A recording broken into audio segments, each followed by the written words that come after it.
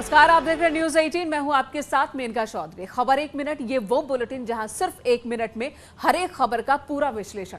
तो चलिए शुरुआत करते हैं खबर एक मिनट की।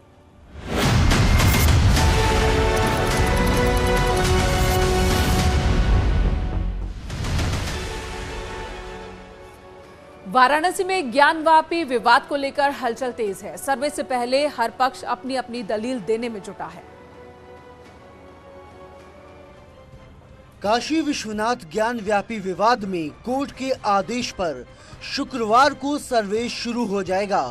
माना जा रहा है कि सर्वे के दौरान 2 तहखानों को खोला जा सकता है, जिससे सच सामने आने की उम्मीद है। को तहखाना जहां मां का मंदिर था या है, उसको ब्रैकेटिंग के अंदर उसके आप शिवलिंग भी तो बताते हैं, आप 100 फीट का शिवलिंग भी तो बताते हैं। सुने हैं। अब जा करके जब वीडियोग्राफी आएगा तो आपको भी देखने को मिलेगा, हमको भी देखने। कोर्ट ने सर्वे की वीडियोग्राफी कराने के भी आदेश दिए हैं, जिसकी पूरी तैयारी कर ली गई है। वहीं हिंदू पक्षकारों ने सर्वे के दौरान सुरक्षा मुहैया कराने की भी मांग की है। हम लोग मीडिया में लोग उछाल रहे हैं कि मतलब गर्दन पे तलवार है और गर्दन कट जाएगी, लाश बिछ जाएगी, नहीं होने देंगे। जी। तो इसीलिए हम लोग कल सुरक्षा के लिए मांग किए हैं। इस तरह की बातें वो लोग कर रहे हैं, तो इसलिए हम लोग सोच रहे हैं कि हम लोग को अगर थोड़ा सुरक्षा मिल जाएगा तो अच्छा रहेगा। इधर योगी के धुर विरोधी रहे शायर मुनव्वर राणा अब योगी के मुरीद हो गए हैं। साथ ही उन्होंने यूपी ना छोड़ने की अपनी वजह भी बताई। शायर मुनव्वर राणा योगी आदित्यनाथ के मुरीद हो गए हैं। मुनव्वर राणा ने मुख्यमंत्री योगी आदित्यनाथ की अपनी मां से मिलने के वक्त की फोटो शेयर की। उन्होंने कैप्शन में बेहद भावुक पंक्तियां भी लिखी है। टूट कर वो माँ के पास गए और माँ जैसे टूट कर उनसे मोहब्बत कर रही थी। पहले तो मुझे अपनी माँ याद आई, फिर उसके बाद मुझे याद आया कि शायद जो मेरी लिखी हुई शायरी की किताब माँ मैंने योगी जी को दी थी, शायद उससे माँ से मिलने से पहले उन्होंने पढ़ी हो, या वो वापस आने के बाद वो ज़रूर पढ़ेंगे कि एक दीवाना सा पागल सा शायर माँ से मोहब्बत करने वालों से कितनी मोहब्बत करता है। मुनव्वर राणा ने चुनाव के दौरान दावा किया था कि अगर योगी दोबारा सीएम बने तो वो यूपी छोड़ देंगे, मगर अब राणा के अंदाज बदले हैं और यूपी न छोड़ने के पीछे बीमारी का हवाला दे रहे हैं। मैं कलकत्ता शिफ्ट करने के लिए मैंने सोचा भी था, तैयारी भी की थी, लेकिन चूंकि मैं बिल्कुल अकेला पड़ रहा था। डायलिसिस के सहारे जीने वाला आदमी जो है वो बगैर सहारे के जी नहीं सकता। इधर यूपी में सीएम योगी के निर्देश के बाद मंत्री ग्राउंड पर उतर रहे हैं और विकास कार्यों की लगातार समीक्षा कर रहे हैं। वित्त मंत्री सुरेश खन्ना, मंत्री दिनेश खटीक और दानिश आजाद ने रायबरेली दौरे के दूसरे दिन नगरपालिका क्षेत्र का जायजा लिया।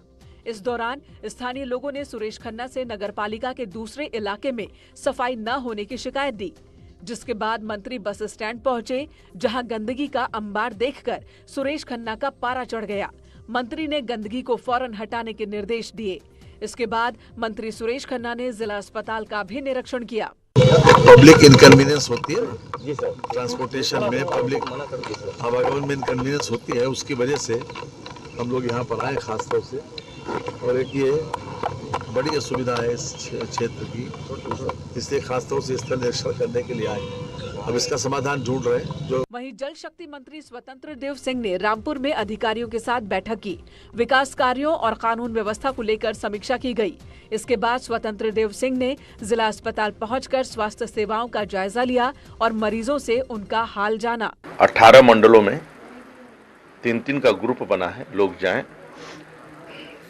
और सरकार बनने के बाद तुरंत लोग सरकार बनने के बाद छुट्टियां मनाते हैं, लेकिन मोदी के और योगी का मंत्रिमंडल जो है गरीबों के दरवाजे तक जा रहा है, दस्तक दे रहा है।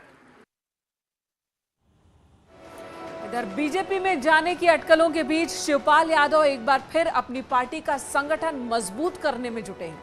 साथ ही अखिलेश पर एक बार फिर वो हमलावर है। अखिलेश यादव और शिवपाल यादव के बीच तल्खी जारी है। चाचा शिवपाल ने एक बार फिर अखिलेश पर निशाना साधा। साथ ही 2024 चुनाव के लिए पीएसपीएल संगठन को मजबूत करने का ऐलान भी किया। और जहां जहां पर अन्याय होगा वहां पर हम अपनी प्रदेश कमेटी की मीटिंग करके कोई न कोई फैसला लेंगे। जहाँ पर जुल्म होगा, अन्याय होगा, अत्याचार होगा, वहाँ पर हमारे नेता लोग जाएंगे और जाने के बाद फिर हम बैठक करके कहीं न कहीं आंदोलन का जो भी होगा हमारी पार्टी तय करेगी। शिवपाल यादव ने बीते दिनों एक ट्वीट के जरिए अखिलेश पर निशाना साधा था, जिस पर वो इशारों ही इशारों में सब कुछ समझाने में जुटे हैं। ते दिनों आपकी एक ट्वीट को लेकर काफी चर्चा है कि जिसको हमने चलना सिखाया वो हमें रौंदता चला गया। लोग इसके मायने तलाशने में जुटे हुए हैं। चूंकि आपसे बात हो रही है तो मैं आपसे इसका मतलब समझना चाहूंगी। समझदार के लिए सारा बहुत है, इस पर अभी हम कुछ नहीं बोलना चाहेंगे। समझदार के लिए सारा ही बहुत है। इधर यूपी और उत्तराखंड के बीच 21 साल से चल रहा संपत्ति विवाद अब सुलझ गया है। इसका एक हिस्सा सुलझा है। दोनों राज्यों के मुख्यमंत्रियों ने दूसरे मसले भी जल्द सुलझाने की उम्मीद जताई है। हरिद्वार में करीब 42 करोड़ रुपए की लागत से बनकर तैयार हुए 100 कमरों के भागीरथी गेस्ट हाउस का सीएम योगी और सीएम धामी ने उद्घाटन किया। इस मौके पर सीएम योगी ने अलकनंदा गेस्ट हाउस की चाबी भी सीएम पुष्कर सिंह धामी को सौंप दी। हमने आपसी सहमति से इस कार्य को किया। जो मामला दशकों से चला रहा था, न्यायालय में चल रहा था, बातचीत से सारे रास्ते समाप्त हो चुके थे, फिर न्यायालय में जाना पड़ा, लेकिन एक पार्टी की एक समान विचारधारा की सरकार होने के कारण आपसी सहमति से हम लोगों ने इस समस्या का समाधान किया। अलकनंदा गेस्ट हाउस का मसला दोनों राज्यों के बीच 21 साल बाद सुलझा। नवंबर माह में सभी प्रकार के जितने भी इस परिसंपत्तियों से जुड़े हुए मामले थे, उसमें 95% जो कुछ 5% रह गए हैं, उन सब का भी जल्दी ही जो है समाधान हो जाएगा। इधर सीएम योगी आदित्यनाथ 3 दिन तक उत्तराखंड के दौरे पर रहे और इस दौरान वो अपने घर पर भी रुके और लोगों से बात की।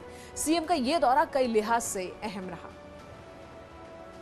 उत्तराखंड दौरे के आखिरी दिन सीएम योगी आदित्यनाथ ने यमकेश्वर में गुरु गोरखनाथ डिग्री कॉलेज का निरीक्षण किया।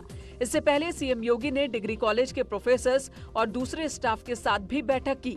सीएम ने कॉलेज परिसर में लगी अपने गुरु अवैधनाथ की प्रतिमा पर पुष्प अर्पित किए। ये बता के गए कि सप्ताह में एक दिन आधा घंटा ऐसी परिचर्चा, ऐसी गोष्ठी का आयोजन करें जिससे कि छात्र छात्राओं को उनके किताबों के अध्ययन के अतिरिक्त जानकारी मिले। सीएम योगी कॉलेज का निरीक्षण करने के दौरान एक बच्ची को देखकर रुक गए और उससे बातचीत करने लगे। सीएम 2 दिन तक पंचूर गांव में अपने पैतृक घर पर रुके, जिससे परिजन बेहद खुश हैं। ये काफी सालों के बाद मुलाकात हुई है। जब आए थे तो यही पूछा कि आप पहचान भी रहे हैं हमें कि नहीं पहचान रहे, तो बोला नहीं आपको पहचानते हैं और महाराज जी कहकर हम संबोधित करते हैं, तो बोलो महाराज जी यहाँ पर। इधर प्रयागराज में सीबीएसई बोर्ड से एफिलिएटेड एक स्कूल में बच्चों को कुर्ता पजामा और टोपी पहनने का फरमान दिया गया, जिसे लेकर बड़ा विवाद खड़ा हो गया। मामला प्रयागराज के न्याय नगर पब्लिक स्कूल का है, जहां प्रिंसिपल डॉक्टर बुशरा मुस्तफा के खिलाफ एफआईआर दर्ज की गई है। स्कूल के प्रिंसिपल डॉक्टर बुशरा मुस्तफा ने ईद के मौके पर छात्रों को कुर्ता पैजामा और धार्मिक टोपी पहनकर स्कूल आने का फरमान सुनाया था। स्कूल की छात्राओं को भी सलवार कुर्ता और सिर पर दुपट्टा रखकर स्कूल आने के आदेश दिए गए, जिस पर हिंदू संगठनों ने विरोध किया। तो उनके द्वारा उत्तर प्रदेश, जो शांतमय उत्तर प्रदेश था, उसमें इस प्रकार से घृणित घटना कारित करके धार्मिक उन्माद फैलाने की कोशिश की गई। बच्चों को मोटिवेट करके उनको धर्मांतरण के रास्ते पर ले जाने का कार्य किया गया। ऐसी स्थिति में मैंने उनके खिलाफ प्राथमिकी दर्ज कराई है। विरोध के बाद पुलिस ने मामले की जांच शुरू की और स्कूल के प्रिंसिपल डॉक्टर बुशरा मुस्तफा के खिलाफ मुकदमा दर्ज किया। इसकी निष्पक्ष विवेचना की जाएगी और ख़ास तौर पे यदि कोई इंटेंशन उनकी प्रधानाचार्य का नहीं है ऐसा, तो मामला ख़त्म किया जाएगा। लेकिन अगर इंटेंशन के तहत जबरन कोई कार्य कराए जाने की मंशा है तो उसमें निश्चित रूप से सख्त कार्रवाई अमल में लाई जाएगी। इधर मेरठ में ड्रग्स माफिया तस्लीम पर शिकंजा लगातार कसा जा रहा है। पुलिस ने अब तस्लीम की पत्नी की प्रॉपर्टी कुर्क की है। अफीम, चरस, गांजा और कोकीन सप्लाई करके करोड़ों की अवैध संपत्ति बना चुके माफिया तस्लीम के खिलाफ पुलिस कार्रवाई लगातार जारी है। इसी कड़ी में पुलिस ने तस्लीम की पत्नी के नाम दर्ज करोड़ों की संपत्ति कुर्क की। बुधवार को भी तस्लीम की संपत्ति जब्त की गई थी। ड्रग्स माफिया तस्लीम के खिलाफ पुलिस बड़ी कार्रवाई आज फिर कर रही है। आप देख सकते हैं यहाँ कुर्की की कार्रवाई चल रही है। खुद एएसपी चंद्रकांत मीणा यहाँ पर है और भारी पुलिस फोर्स यहाँ पर है। ये रेलवे रोड का वो घर है जहाँ से तस्लीम का काला कारोबार चलता था। ये इनका दूसरा घर है जिसकी वर्तमान में कीमत 50 लाख से ऊपर की है। ये बताएं कि किस तरह से मोडस ऑपरेंडी था, किन युवाओं को जोड़ता था और क्या नशे की खेप सप्लाई करता था? ये अपने परिजनों के माध्यम से इनके जो पुत्र हैं और जो वाइफ हैं ये भी इसमें सम्मिलित हैं, उनके खिलाफ भी कार्रवाई करी जा रही है।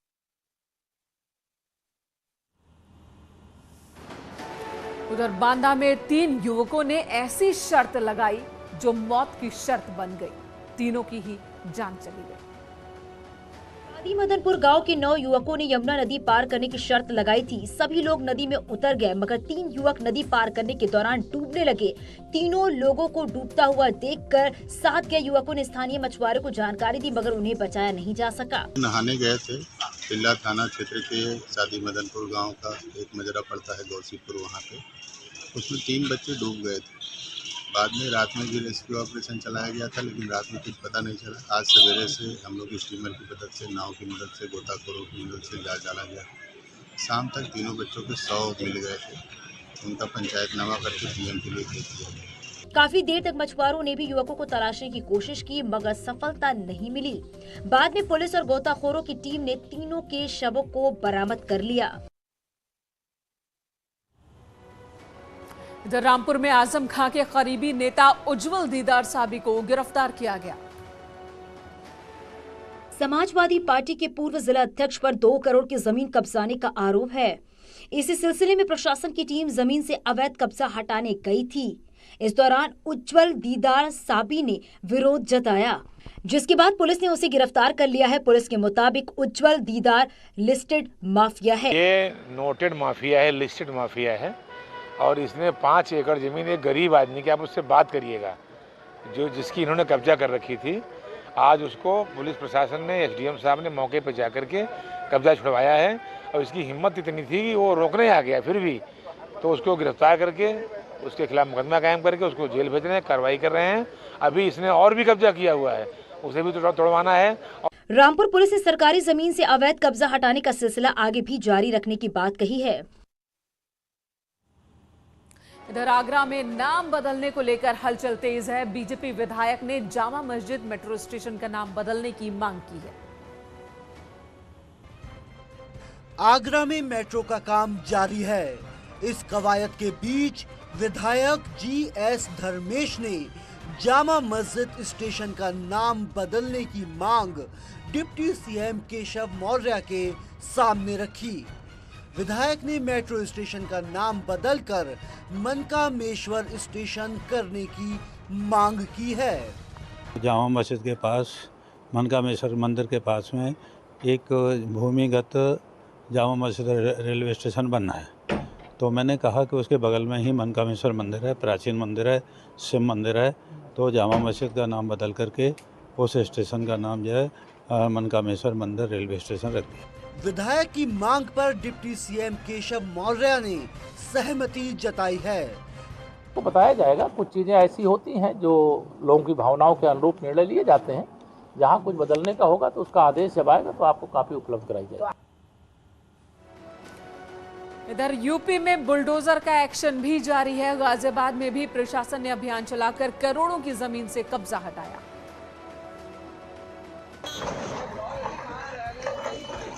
इंदिरापुरम के कनावनी गांव में जिला प्रशासन ने बड़ी कार्रवाई करते हुए करीब 20 करोड़ रुपए की सरकारी जमीन को कब्जा मुक्त कराया।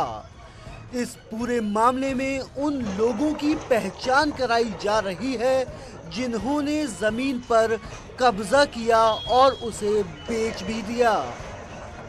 इंदिरापुरम क्षेत्र के कनावली इलाके की है, जहां यहां पर बुलडोजर चल रहा है और यहाँ पर बताया ये जा रहा है तकरीबन 20 करोड़ के आसपास की ये ग्राम समाज की जमीन है जिस पर की कब्जा किया हुआ था। प्रशासन का दावा है कि ज्यादातर जमीन को खाली कराया जा चुका है। पानी में खसरा नंबर 588 जो है वह हमारी उसमें सरकारी लैंड 1.6 हेक्टेयर के आसपास थी, जिसमें कि आज जो है वहाँ जहाँ कोई लोग निवास नहीं कर रहे थे, जहाँ हल्के फुल्के कब्जे थे, उनको कब्जा मुक्त कराया गया। रुकेंगे यहाँ एक छोटे से ब्रेक के लिए, खबरों का सिलसिला जारी है।